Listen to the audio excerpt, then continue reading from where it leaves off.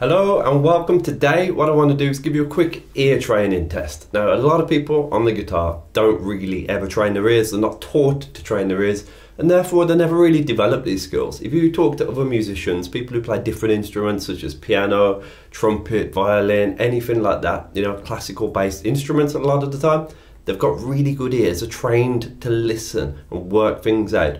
Part of that is because the guitar can be a bit of a confusing instrument. We can play melodies on the guitar, we can play chords on the guitar, and you know, you can change the pitch by going up the frets and across the strings, you know, so that can be confusing for a lot of people.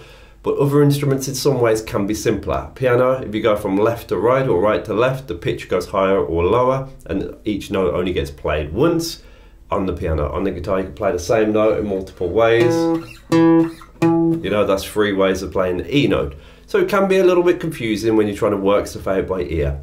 But even so, I don't think enough guitar teachers teach this sort of thing. I've had a lot of students come to me over the years, either in my studio or via my email list, and they say to me, you know, I've got really poor ears. I just have never been able to do this stuff. I'm really rubbish and stuff like that. Well, if you think the same, then you know you're not the only one. Let's just say that. But you can train your ears. It just takes some methodical, regular practice. And today I'm going to give you a little test to see where you are with your ear training, and then see where you can develop. There's a few different tests you can do. There's lots of fun you can have. The first thing I'm going to do, I'm going to play a chord, okay, and you're going to tell me if it's major or minor. It's that simple, okay?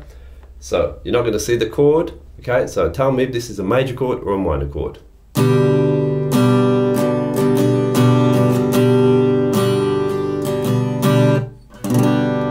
Okay, generally speaking, a lot of people say major chords equal a happy sound, minor chords equal a sad sound. That's a very, you know, general way of looking at it, but it's kind of true, okay? So does that sound happy or sad? Can you hear the flavour of the chord? Okay, does it sound downbeat? Does it sound a little bit uplifting? Okay, a lot of it is to do with context, okay? Like the chords that come before it and after it and stuff like that, okay? But that there, the answer to that one was it's a major chord. The chord was a G major, okay?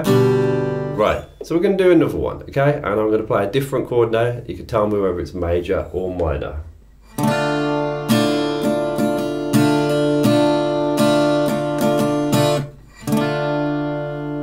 Okay, you can hear that, okay? Does that sound major or minor?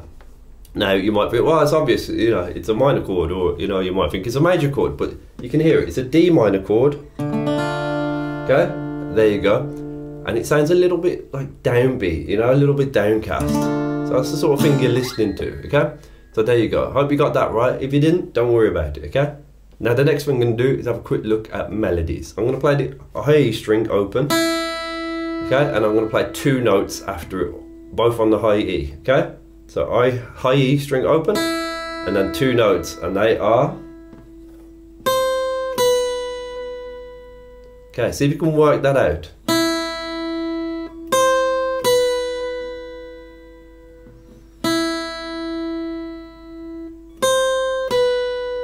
You may have to rewind it a couple of times just to really work it out, but take your time, okay? So pause the video if you need to.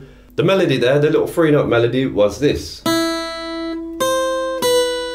was the open high E, followed by the 8th fret, which was the note of C, followed by the 7th fret, which was the note of B.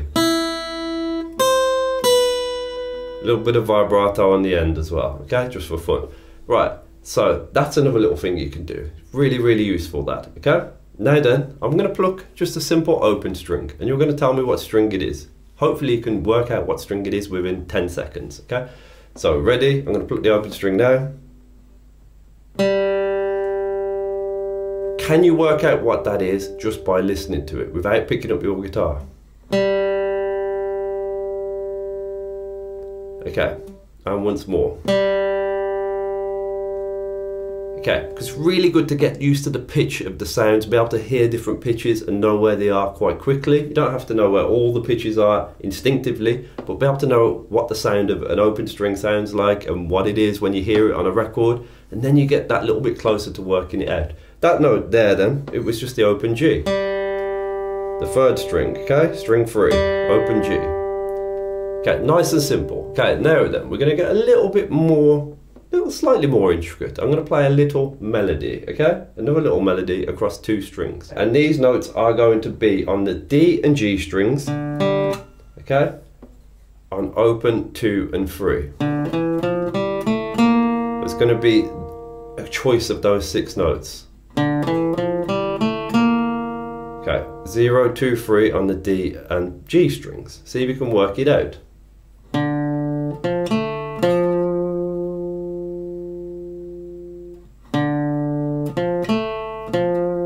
Okay, that's your little melody. And once more. I'll do it once more for fun, okay? Okay, I didn't play all the 6 notes. That was possible, okay? And that's one thing you've got to remember. When people are playing things from scales, that's a little bit of a fragment of a scale. When people play things from a scale, they often just play certain notes. They don't play every note all the time, okay? It just sounds like a scale then. So what you got to be able to like listen to something, know what the scale is ideally as a template. That's great if you can do it, okay? And then hear the different pitches within that scale, okay? The notes there then were open D, 3rd fret of the D, 2nd fret of the G, and then 3rd fret of the D. That's another little thing as well. When you play little melodies, a lot of time notes get repeated. You can go from one note to another note and back to that note, okay? It's not all just random notes up and down a scale, because it just sounds like a scale then. You know, which is kind of cool, but it's not that musical. That there is a little bit more musical, okay? Now then, I'm going to play a chord progression, okay? And you're going to tell me what the chords are, okay? It's a nice simple chord progression. The first chord is going to be G. The other chords are all going to be in the key of G major. If you don't know what they are, that's going to be either A minor, B minor, C, D, E minor. So that's choices of chords, okay? I'm going to play some chords there. All right, I'm going to do that now.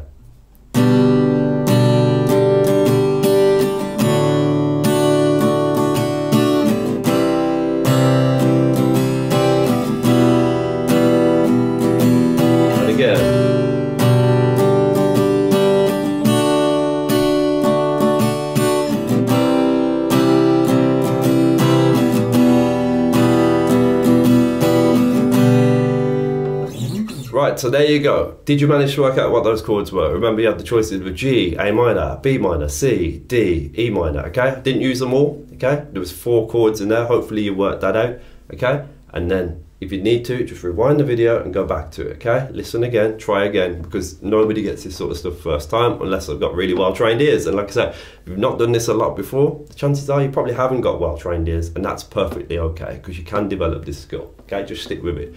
The answer then for that one was G. We're in the key of G, so often you start with a chord of G. So that's a G chord. Then we went to D, then C, and then E minor. So there you go. I hope you enjoyed that workout. That was a good little ear training workout for you there. Do it every day. Come back to it, okay? Bookmark this video, save the video, and leave a comment below. I'd love to know what you think, how you did, okay, what your thoughts were of it, because if you enjoy this sort of thing, I'll do more ear training. I'll give you some advice and some tips, as well as more tests as well, because one of the best ways that you can improve this sort of thing is by regularly testing yourself. There are apps out there that people use for this sort of thing, and they can be useful, but I don't think they're very practical in a lot of ways, because they're not, you know, designed for guitarists, so you're not actually playing the guitar. One of the things that you need to do is with ear training is do it with your guitar. I find it's so much more beneficial, because you know your ear is a bridge from your brain to your fingers, okay? So if you can get good ears and train your fingers to know where the notes are, your brain to recognize them, and then your ear to basically link them together like a bridge, it's really powerful. Right, if you want more from me, go to fingerstyle101.com/secrets, and you can get a free course there that's going to teach you some of the absolute fundamentals that most people miss. It's going to help with all your stuff, okay, and all your playing. If you're a beginner or you've been struggling for a while, it will really help you. Some really simple tips there that are going to help you immediately. Right, thank you so much for watching. If you enjoyed this workout, do check this one out here as well, okay? You're going to have loads of fun.